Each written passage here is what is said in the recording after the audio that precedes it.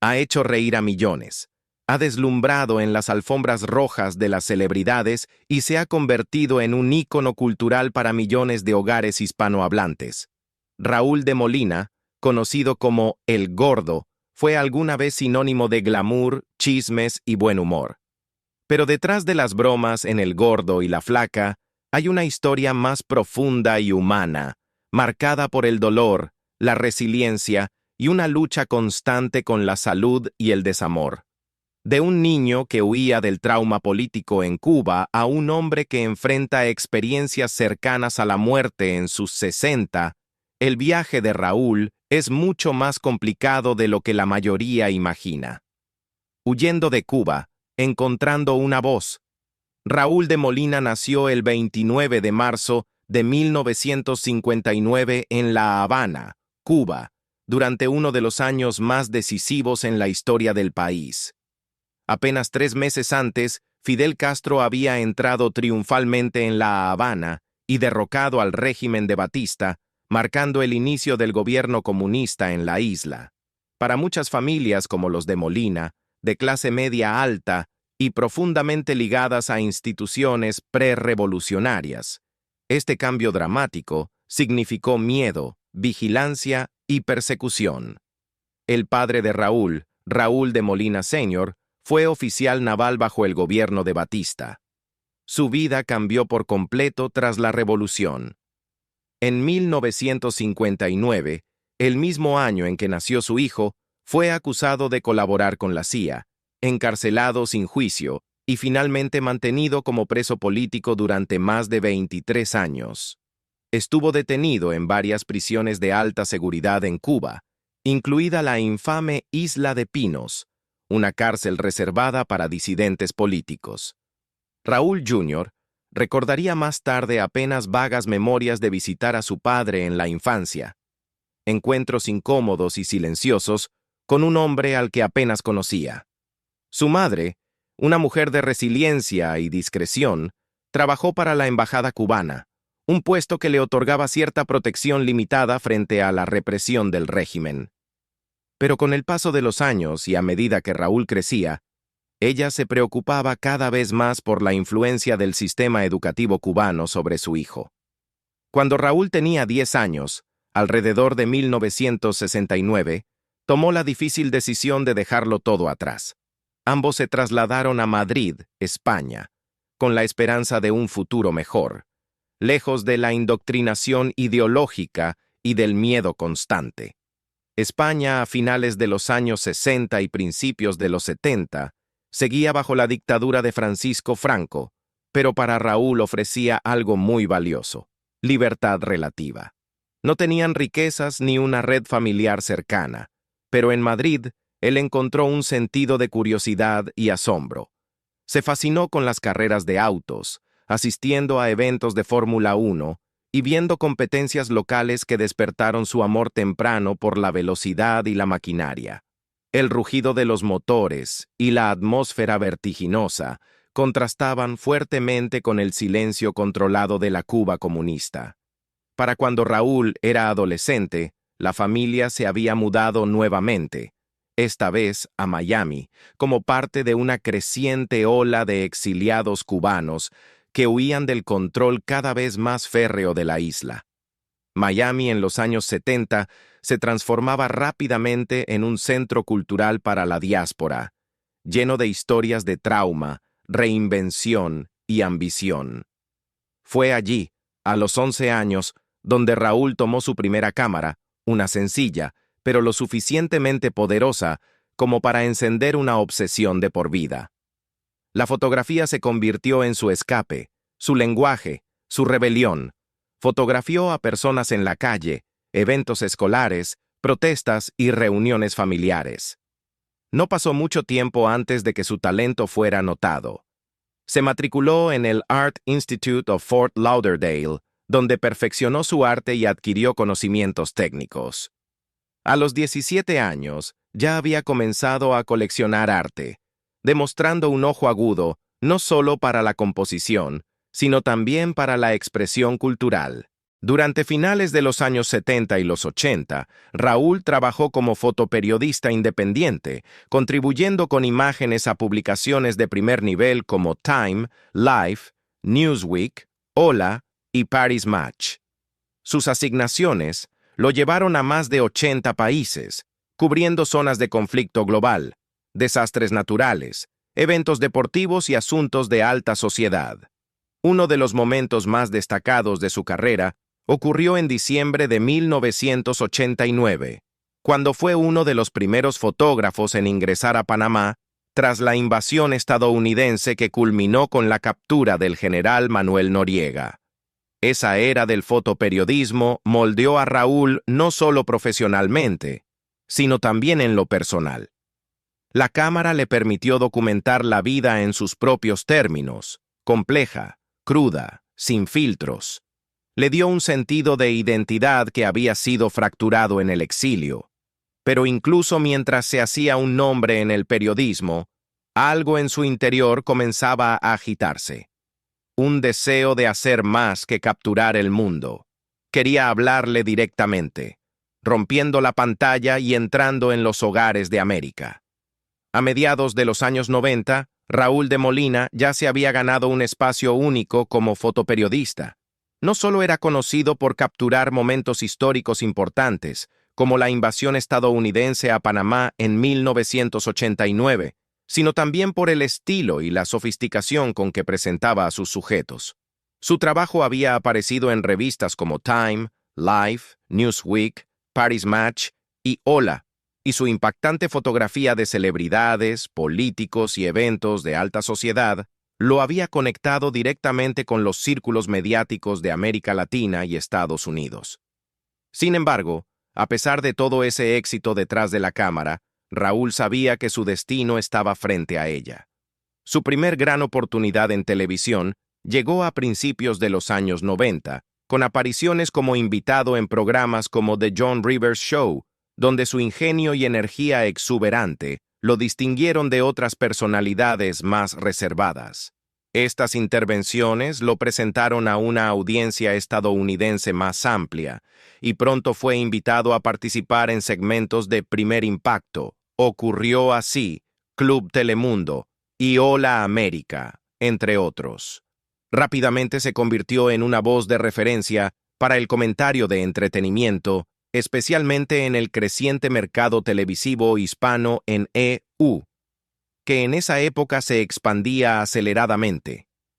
El verdadero punto de inflexión llegó en 1998, cuando Univisión lanzó El Gordo y la Flaca, un programa diario de entretenimiento que se convertiría en una institución cultural.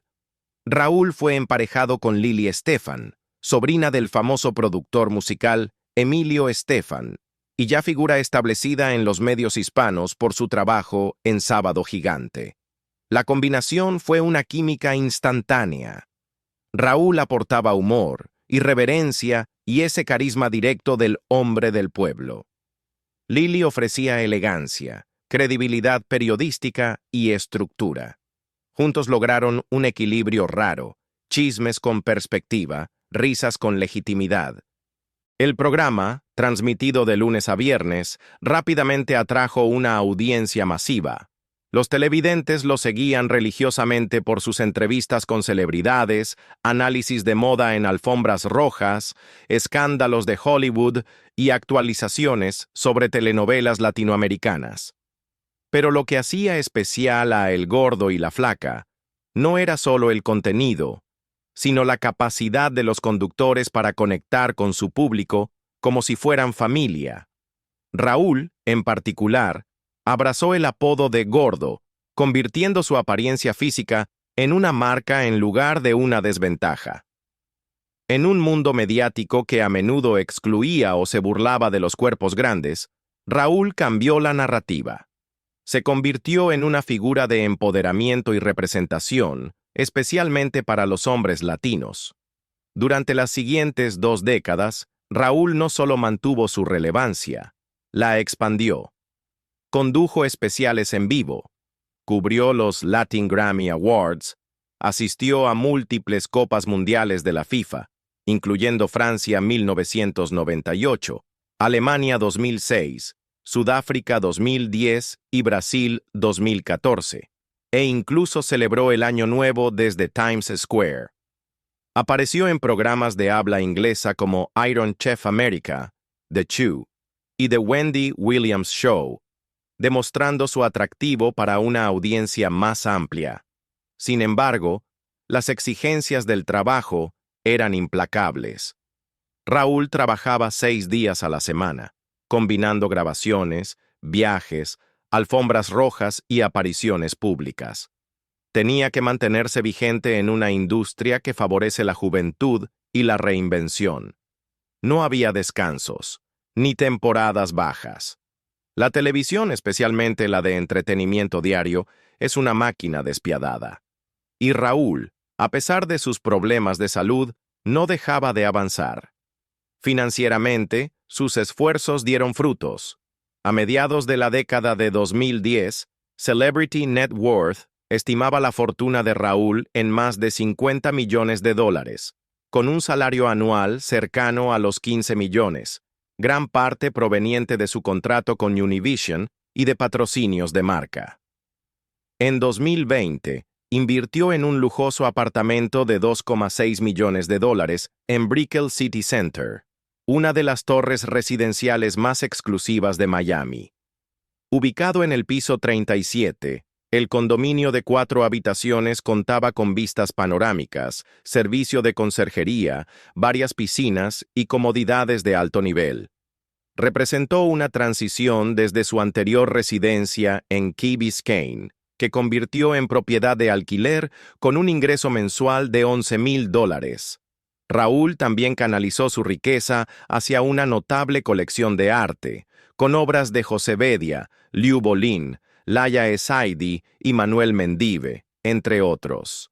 Formó parte del comité anfitrión de Art Basel Miami, donde sus eventos de galería personal se convirtieron en referencias de la escena cultural de la ciudad. Mientras tanto, su colección de relojes, que incluía modelos de Rolex, Panerai y Frank Muller, se convirtió en una pasión documentada incluso por The New York Times. Pero mientras las luces de la fama brillaban intensamente, el mundo fuera de cámaras de Raúl tenía otro tono. Enfrentó la pérdida de sus gemelos no nacidos a fines de los 90, una herida que nunca terminó de sanar. Sufrió cáncer de riñón en 2005, perdió una cantidad significativa de peso, y más tarde enfrentó complicaciones graves por cirugía en 2025. Detrás del ícono televisivo había un hombre constantemente negociando el precio del éxito, con su salud, su tiempo y a veces su paz, sobreviviendo al dolor, aferrándose al amor. Para cuando Raúl de Molina se casó con Mili en 1995, ya había construido una carrera en la fotografía y estaba dando sus primeros pasos en el mundo de la televisión. Pero más allá de las luces y los lentes, anhelaba algo más profundo: una familia.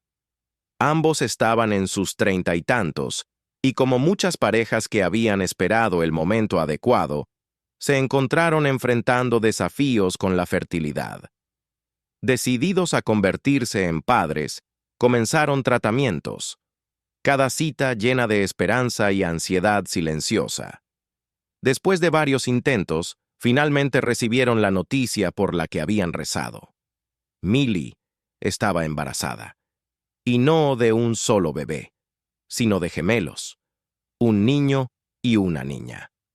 Para Raúl, fue una bendición que reflejaba la abundancia que había trabajado tanto para lograr en su vida profesional.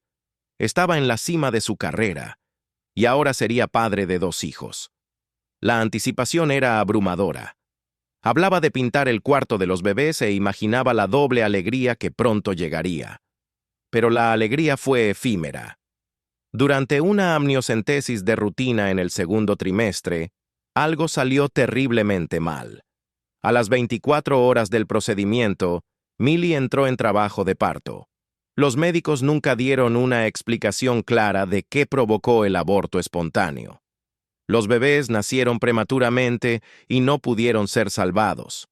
Raúl describió la experiencia más tarde en una rara y emotiva aparición en un podcast en 2020, con la voz quebrada al recordar cómo lo sostuvo en sus manos.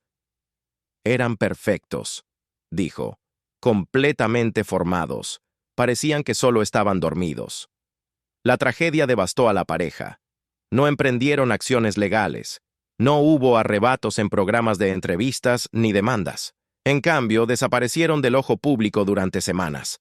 Amigos cercanos a Raúl contaron después que Milly, en particular, sufrió una depresión profunda. El dolor casi la destruyó.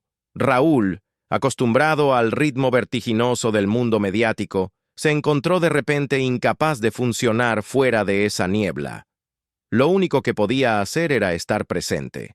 «La vi romperse», dijo más tarde en un segmento de El Gordo y la Flaca, «y no sabía cómo arreglarlo».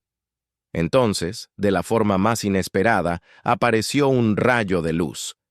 Apenas 8 meses después del aborto, Milly volvió a quedar embarazada, esta vez sin tratamientos de fertilidad ni intervención médica.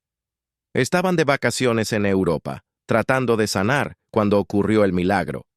Los médicos les advirtieron que fueran cautelosos, que el embarazo podía ser de alto riesgo. Pero Milly llevó al bebé a término. El 26 de abril del 2000, nació su hija Mía de Molina en Miami. Para Raúl fue nada menos que un milagro. Más tarde la describiría como la alegría que devolvió el color a nuestras vidas. Con los años, Mía se convirtió en una presencia recurrente en las redes sociales de Raúl y en historias al aire.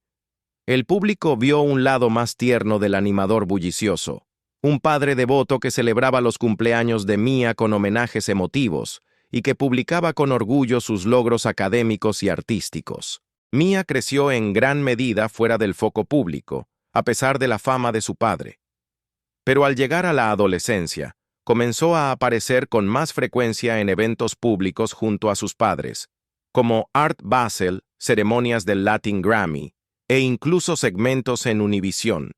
Desarrolló un amor por el arte y la moda, muy parecido al de su padre.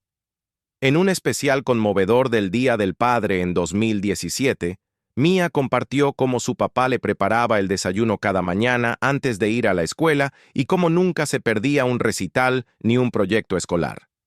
«Mi papá puede ser el gordo para el mundo», dijo, «pero para mí solo es papá». A pesar de la alegría que Mía trajo a sus vidas, el dolor de haber perdido a sus gemelos nunca desapareció del todo para Raúl y Milly. En entrevistas, Raúl ha insinuado que conservaron fotos y recuerdos de los bebés, incluso les pusieron nombres en privado. Es un duelo que llevaron en silencio pero de manera permanente, oculto detrás de las risas y la lujosa figura televisiva. Pero el peso emocional no fue la única carga que enfrentó Raúl. A medida que Mía crecía y El Gordo y la Flaca celebraba aniversarios importantes, Raúl comenzó a enfrentar una nueva batalla, una que se había estado gestando silenciosamente en el fondo, su salud en declive. Años de exceso de trabajo, vuelos largos y una lucha con la obesidad comenzaron a manifestarse de formas serias. Fue hospitalizado en varias ocasiones y en 2005 fue diagnosticado con cáncer de riñón, lo que lo obligó a someterse a una cirugía y replantearse por completo su estilo de vida, luchando contra el cáncer, el peso y un cuerpo que lo traicionó. En 2005, la vida acelerada y de alto perfil de Raúl de Molina se detuvo de golpe. Lo que comenzó como un dolor de espalda persistente, algo que inicialmente atribuyó a las largas horas de viaje y producción televisiva, pronto se convirtió en algo mucho más alarmante. Tras someterse a varios exámenes, los médicos le dieron la noticia: cáncer de riñón. El diagnóstico fue impactante y cambió su vida por completo. En ese momento, Raúl tenía un sobrepeso significativo, superando ampliamente las 300 libras. Sus médicos fueron directos: si no bajaba de peso, la cirugía para remover el riñón afectado podría ser fatal. El mensaje lo golpeó con fuerza. Ya no se trataba de vanidad o apariencia, Era una cuestión de vida o muerte.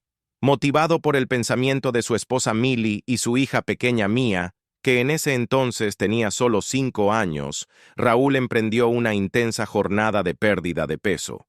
En solo 3 meses, perdió 30 libras, lo que permitió a los médicos proceder con la operación. La cirugía fue exitosa. Se removió el riñón canceroso y Raúl logró superar la prueba. Pero las cicatrices psicológicas permanecieron. Para alguien cuyo cuerpo siempre había estado en el centro de la atención pública, tanto celebrado como ridiculizado, su lucha contra el peso adquirió una dimensión de vida o muerte. Durante las siguientes 2 décadas, Raúl libró en silencio lo que más tarde describiría como su segunda sombra, la obesidad.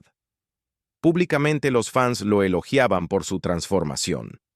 En su peso más bajo, había perdido más de 100 libras, y segmentos televisivos destacaban su aspecto más saludable. Pero tras bambalinas, el camino no fue nada fácil. Raúl probó innumerables dietas, luchó contra los antojos y enfrentó momentos de depresión y dudas personales. Más tarde confesó que el costo emocional fue más difícil que la transformación física. A pesar de las mejoras en su salud, los años de fluctuaciones de peso dejaron una carga diferente. Exceso de piel, especialmente alrededor del abdomen, afectaba todo: la movilidad, la autoestima e incluso rutinas básicas como nadar o caminar largas distancias. A principios de 2025, Raúl, ya con 66 años, decidió dar el siguiente paso y someterse a una panniculectomía, un procedimiento quirúrgico para remover la piel colgante y la grasa residual. La operación, realizada en mayo de 2025 en Miami, se suponía que marcaría el capítulo final en su viaje de salud. Los médicos le removieron más de 15 libras de tejido excedente, pero lo que debía ser un nuevo comienzo rápidamente se convirtió en una emergencia potencialmente mortal.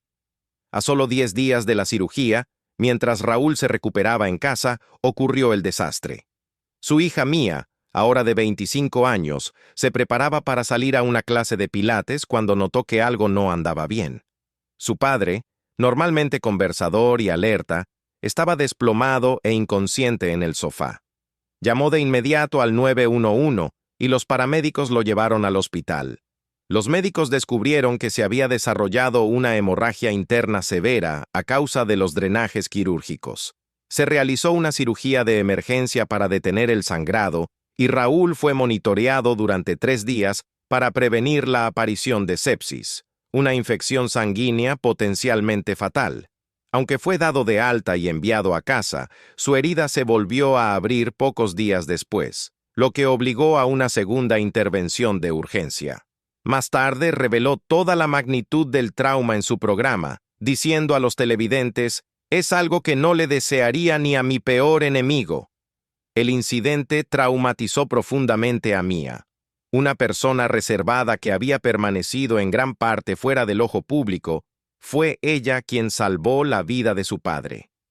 En una rara publicación de Instagram, Raúl le agradeció públicamente, escribiendo: «Mi hija fue mi ángel. Sin ella, no estaría aquí hoy». A pesar de todo el dolor, Raúl se mantuvo firme en su decisión. «Tenía que hacerlo», dijo durante un segmento de Univisión en junio de 2025. «Ya no podía moverme, no podía hacer ejercicio. Esa piel era un recordatorio de todas mis luchas del pasado. Pero el precio que pagué, casi morir, fue alto». A pesar de todo, Raúl no se ha detenido. Regresó a El Gordo y la Flaca en julio de 2025, visiblemente más delgado y emocionalmente más abierto. El público notó el cambio, no solo en su apariencia, sino también en su tono, más reflexivo, más vulnerable, enfrentando la mortalidad, la fama y un futuro incierto. Incluso antes de la cirugía, Raúl tuvo un susto de salud en septiembre de 2024. Poco después de unas vacaciones en Sudáfrica, comenzó a experimentar escalofríos durante una transmisión en vivo de El Gordo y la Flaca. Sospechando malaria, Su equipo lo llevó de urgencia al hospital. Resultó ser un episodio hipertensivo.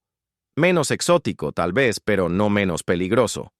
La acumulación de problemas de salud, agravada por la edad y las presiones de la televisión en vivo, ha dejado una huella visible. Cuando Raúl volvió a desaparecer del programa a mediados de 2025, los fans comenzaron a preocuparse. Lily Estefan, su copresentadora durante 27 años, finalmente abordó la ausencia, confirmando que se debía a la cirugía seria, no a unas vacaciones. Él está bien, aseguró a los televidentes, pero fue una decisión difícil. Ni el médico pensaba que lo haría. Cuando Raúl regrese, planea contar toda la historia con sus propias palabras. Pero quienes están cerca de él, Lily, Tania Charry, Clarisa Molina, han expresado lo mismo. No es lo mismo sin él. Esa risa fuerte, ese humor sin filtros, ese calor humano impredecible, son más que entretenimiento. Son Raúl. Por ahora descansa en casa, cuidado por Mili y Mía. Aún sueña con publicar un libro de fotografía de mesa con Planeta. Todavía habla con pasión sobre arte, relojes, viajes y ayudar a jóvenes latinos a triunfar. Pero debajo de todo eso, hay un hombre que enfrenta su mortalidad, con los recuerdos de pérdidas y supervivencia, con un cuerpo que lo ha sostenido y también traicionado. Raúl dijo una vez que la fama es pasajera, pero las personas que amas son para siempre. Tal vez por eso, incluso con dolor, sigue sonriendo ante la cámara, porque fuera de cámara, la vida nunca ha sido sencilla. ¿Sabías que Raúl de Molina pasó por todo esto? ¿Qué momento de su vida te conmovió más? Cuéntanos en los comentarios, y si te gustó el video, no olvides darle like, compartirlo y suscribirte para más historias reales que importan.